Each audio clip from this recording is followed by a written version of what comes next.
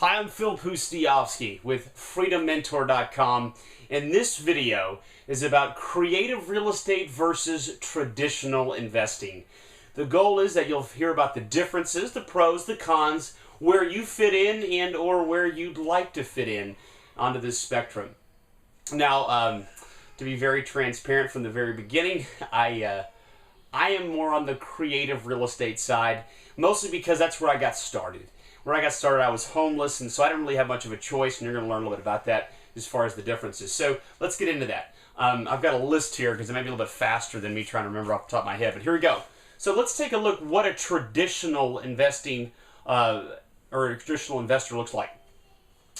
They buy investment properties on the MLS. So they find their deals by talking to a real estate agent. The real estate agent goes out and finds them a property. They're going to probably make offers on properties and maybe get into a bidding war. So they may make offers at auctions or foreclosure auctions. And they even may buy properties from wholesalers or people trying to flip properties to them. So that means they're going to need money. They're going to need money for earnest money deposit checks so they can get the property under contract. They may need a down payment. They're probably going to need to borrow money from a bank. And if you get a bank loan, as you know, you basically have to give the underwriters your proverbial firstborn child because they want everything from you. And so you're also going to have significant competition because other people are going to be trying to make offers on the same properties as you. You'll probably make a lot of offers to get a few accepted. You've probably heard that phrase before. You make a lot of offers, a few of them get accepted. And you're constantly looking at deals as a traditional investor, either in person or on the computer, just looking through deal after deal after deal. You're trying to find just those rare few that fit into your numbers. And you're usually negotiating deals based on price. That's the traditional way. Now let's talk about the creative way. What makes that different? What does that look like? Well, with creative investing, you are finding deals by marketing for motivated sellers. And so that means you're dealing directly with the seller. And so the negotiations you may do, you may make multiple offers on the same property. You're typically not looking at tons of deals because the only deals you actually physically look at are the ones that you're going to actually get under contract. And as far as buying properties long term, as opposed to getting a loan, you may be taking over someone's loan subject to. You may be doing owner financing where the seller's being the bank. What else? You're going to try to turn every lead into money, every motivated seller. Even the bad ones you may assign to a real estate agent and get a small referral fee or marketing fee. You're going to negotiate deals based on price, but also terms. Terms may be better than price. And you're rarely, if ever, going to be using down payments. You're not going to be qualifying for a loan. Earnest money is usually minimal when you're dealing directly with sellers, so it can be as little as $10 or $1. Those are most of my deals. Most of our students' deals are like that. And so when you work directly with sellers, you're typically not dealing with agents in the middle of your deal. Although you may want to work with agents when you sell the property because you may want to create bidding wars when you sell the property, just not when you're buying it. Okay, so those are the two ways you go about real estate investing. You got the creative and the traditional, and that's what they look like. Now let's talk about the pros and cons, because I told you I was biased toward creative, but it doesn't mean that traditional isn't great as well. So here are a couple of things that are powerful about traditional. Number one, when you go the traditional route, you can buy a lot of properties quickly. Okay, so we'll put traditional over here. So you could buy hundreds, thousands of homes quickly. So I'm going to put quickly here. What's been going on in the marketplace recently is Wall Street, hedge funds, private equity funds, they're buying real estate right now in bulk, both foreclosures and listed properties. So they can do that because they're going the traditional route. They got lots of money. Now that is the con. The con of traditional is you got to have money or the ability to borrow money. And so that usually takes money because you have income, you have a job, you can get a bank to give you a loan. Another thing that's great about traditional is you can get long-term deals, long-term holds. You can get those at a cheap discount, and here's why. If you're negotiating with a seller and you say to them, okay, I would like for you to be the bank, they may say, okay, I'll agree to that. I'll agree to owner financing, but I want a high price. But if you give me cash today, I'll give you it at a lower price. So you can get long-term holds, long-term rentals cheaper the traditional route because you can offer all cash to that seller or the bank's cash if you're borrowing money. Now, a third benefit is that you can get other deals at super cheap prices when we talk about absolute auctions. Absolute. Absolute means that they're going to sell the property at that auction no matter what. And you can get a great deal on those because if you're the only one making an offer and you're bringing, as the phrase says, cash on the barrelhead, if you're bringing money to an auction like that and you're the only one there or one of the few, you can get a steal. So there are some huge benefits to the traditional side. But like I said, it requires money. Now, some people get over that by actually getting private investors to give private money to them. And that works, but I tell you, most people can't pull that off. That is a significant challenge to get other people to give you their hard-earned money to invest in real estate. It can happen, but it's not very likely. Okay, now let's talk about creative. On the creative side, the main benefit, of course, is you can get rich, you can build a fortune, build wealth, really with very little or no cash or credit.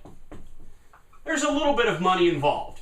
Now, the big con of creative is education. If the big con of traditional is money, this is education. What I mean by that is there's not only the cost to acquire good education. You get what you pay for in life, and so you're going to have to pay some money. There's going to be a cost of some type for good education, but you also have to find the right education. There's a lot of bad education out there, right? So there's maybe a trial and error to find the right people that give you the right advice. And you're also going to need a mentor or a coach who can walk you through this experience. And finally, and probably the most difficult for most people, even if they have the right education and they pay for the right mentor and they've got the right education in place, they still have to follow through, take the time, take the action to learn that education, right? So creative does have a barrier, and it is education. And education is not just learning it, it's getting it, and then it's actually following through and actually getting it inside your head. Whereas traditional, yes, there's some education required here, yes, but it's not rocket science. I mean, the formula is real simple. If you got lots of money, just go hire a real estate agent, have them make tons and tons of offers. You'll get at least one of them accepted, hopefully. You get it accepted, you fix it up and resell it, or you rent it out. I mean, that's really what it, and then repeat. That's really what the model is. I mean, it's not rocket science. Whereas this is very detailed, very creative, so there's a lot of education involved, a lot of details involved. Okay, so if you can do this thing without cash or credit necessarily, I mean, I say no cash, no credit. I should say very little here, because there's probably going to be a little bit of a cost. The cost of education, the cost depending on how you market for motivated sellers. One of the nice things is there's no competition here. There's tons of competition on this side. And this competition actually helps a creative investor. A lot of traditional investors are panicking, and the sky is falling because Wall Street is now buying properties. So it's bumping them out of the game. Well, creative investors are okay with Wall Street involved because we'll just flip the properties to Wall Street. That's fine. The more traditional investors come into the market, creative people just flip it to them. That's fine. They're happy with that. But traditional investors do get squeezed. So there is no competition. Now, if the traditional investors learned what the creative people were doing, then these people would be in trouble because really their barrier to entry is education. So if these people learn what this is all about and they got the money, oh boy, right? That's a real recipe for challenges. Okay, so there's no competition in comparison, although there's going to be a little bit here and there. And then what I also like about creative is that this is going to be steady, whereas this is going to be up and down. Creative real estate deals are created by motivated sellers. Motivated sellers are created by life circumstances external to real estate, but they happen year in, year out for life, and that is divorce, illness, death, financial problems, job transfer, upgrading, downsizing. I mean, all of these circumstances in life that force somebody to have to sell their home, that's what creates these creative deals. And they're going to happen like clockwork, whether the market's good or bad, year after year after year. It is sad to know that divorce happens year after year after year, but it does. And so these are steady deals coming through consistently. Whereas this is more of an ebb and flow. It's more of an up and down, And the reason why is when the market's down like it is right now, there's tons of deals. But now Wall Street's getting involved, so it's kind of squeezing that. But you know, when the market's booming, there's a lot less of those deals. Does that make sense? Whereas here, this is going to be steady. You learn this business, you'll have a steady business for the next 50 years or 100 years, however long you're alive, right? So that's the steadiness of this business. Those are the three things I love about it. All right, so where do you fit in? Where do you want to fit in?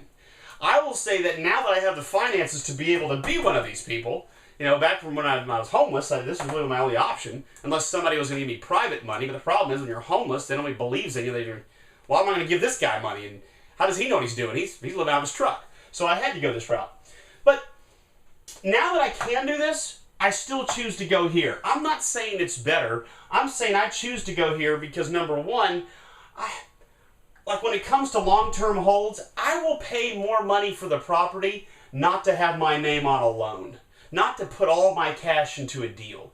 Even though it's a better deal to go this route, I'm still going to stay this route.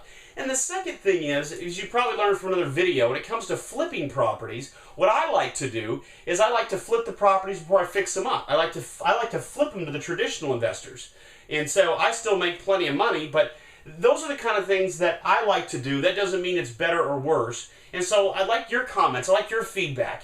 Where do you fit in? What do you like better? Where do you think the better angle is on the business? And thanks so much for putting a comment at the bottom of this video. I'm Phil Pustiowski with FreedomMentor.com, and this was Creative Real Estate versus Traditional Investing. Thanks for watching.